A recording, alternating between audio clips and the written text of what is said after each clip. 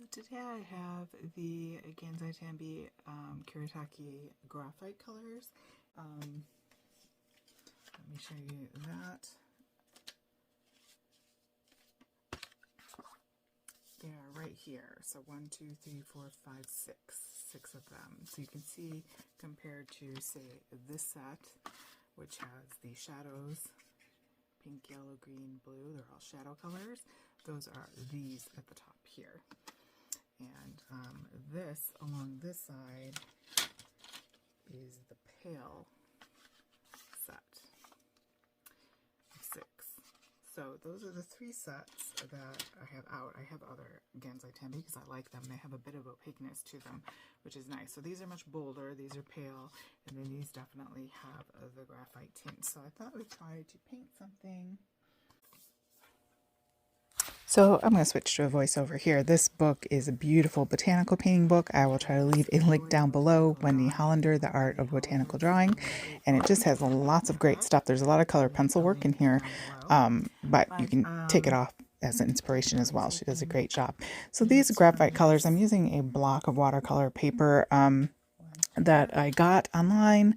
I'm afraid the glue, I don't know if the glue is just weird, but it's not come off cleanly. So if you're going to sell, I don't know. That's the thing with blocked watercolors. It's great because it doesn't buckle, but then there's the whole nervousness about when you're done taking it off. But this wasn't, you know, a great in-depth painting or anything. So, but I have done some on there that have been like, oh, they ripped.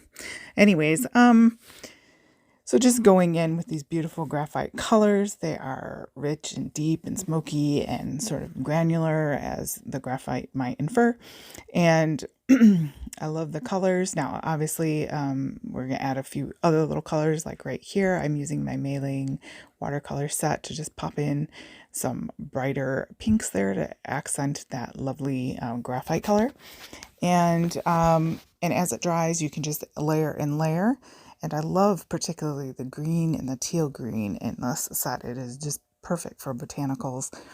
Very moody colors. So if you are into that kind of look, this would be great for that. And then as the painting dries, you can go in and add some details, and with a smaller paintbrush. This is like maybe a 2, I think, or 4 at the biggest, but then going in just with less water and a smaller paintbrush, you can add that layer on top of the sort of suggestion of the veins and details here, like you see on the flowers.